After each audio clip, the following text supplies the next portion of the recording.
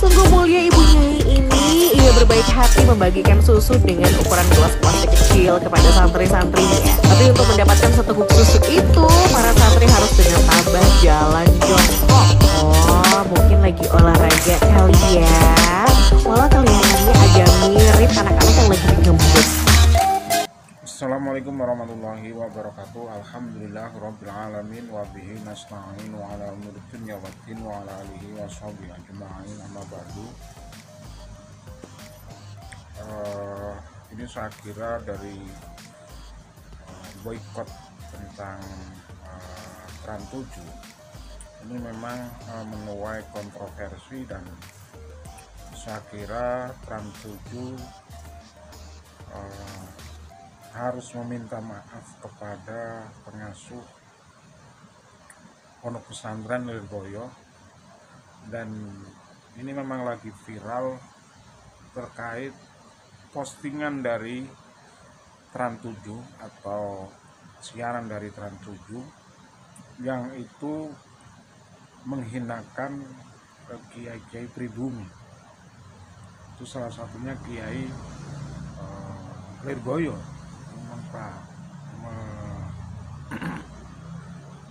Dan saya kira hal ini sebetulnya berkelindan, dan ini cukup menarik. Ada beberapa penyampaian dari sahabat KBN, sahabat Bejo Dunia Akhirat, dan sahabat channel yang lain terkait boykot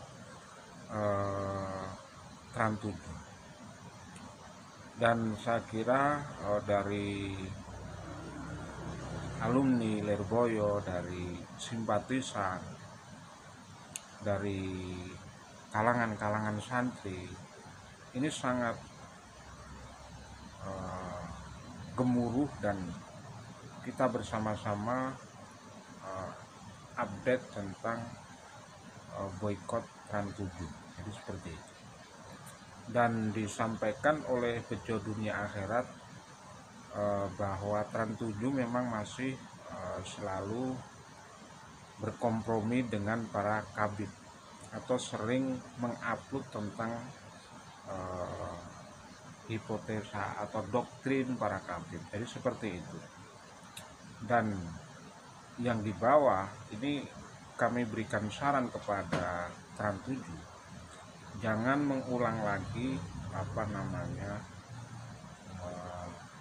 mengundang para kabid. Jadi seperti itu. Dan hal ini menjadi introspeksi kita semua ternyata, hingga beberapa KBN Nusantara keras juga terkait PBNU. Kenapa begitu tahu boykot Trans 7 langsung komen? Bukankah lebih berbahaya ketika sebetulnya gitu, lebih berbahaya ketika klaim makam palsu, sejarah palsu, ini kan lebih penting sebetulnya. Dan cuma ini memang berkelindan, atau memang hal ini menjadi pengingat juga PBNU bahwa yang lain juga masih bermasalah. Jadi ada boykot Trans 7, juga boykot para kabid di Nusantara dengan berbagai kepalsuan dan doktrinasi.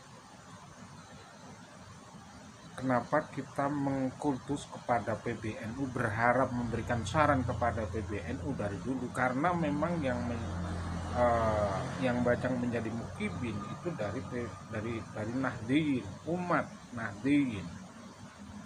Bukan hanya 1 orang, 1000 orang, atau 2000 orang, sebetulnya sama saja. Tapi ini jutaan orang yang harus diselamatkan dari doktrinasi para kabid bebolowi dengan makam palsu, sejarah palsu. Itu kan lebih berbahaya sebetulnya. Kenapa ini aneh juga, PBNU langsung komen tidak kurang dari 24 jam, yang seharusnya PBNU dari dulu boikot Khabib juga, seperti itu. Dan saya kira dari Trans 7 ketika kita lihat itu sudah benar, sudah memberikan keterangan persnya, dan harapan kami Trans 7 untuk bisa sowan kepada Lirboyo, karena itu sudah langsung ke media yaitu Lirboyo, dan bisa melihat bagaimana santri, bagaimana kiai dan santri, bagaimana ketika santri itu belajar dengan guru, dengan taklimnya, dengan adab dan tata krama, ngakidatul akhlakul banin. Jadi seperti itu. Dan ini menjadi klinden, dan saya kira PBNU harus keras lagi terkait makam palsu dan sejarah palsu, karena ada yang lebih berbahaya sebetulnya. Cuma ini penting juga, kayak seperti PBNU harusnya juga boikot Khabib juga, kan seperti itu. Karena kan jelas yang diklaim dan yang dirubah sejarahnya itu NU juga kan dirubah sejarahnya. Walaupun toh mungkin tidak tahu, tapi itu terjadi. Dan yang paling parah itu makam-makam palsu, itu jelas.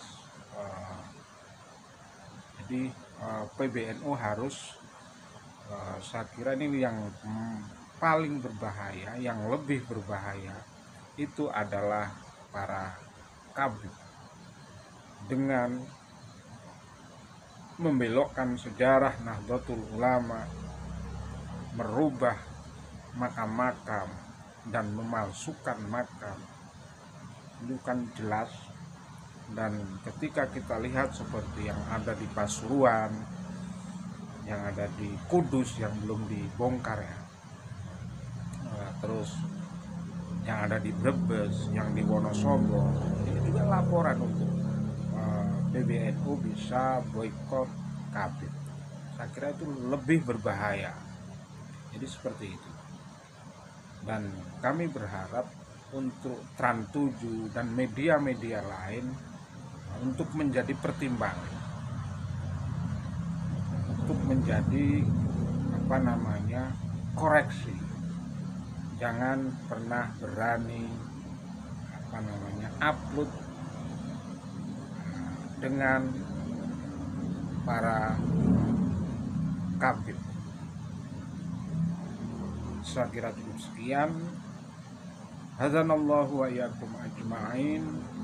Assalamualaikum warahmatullahi wabarakatuh.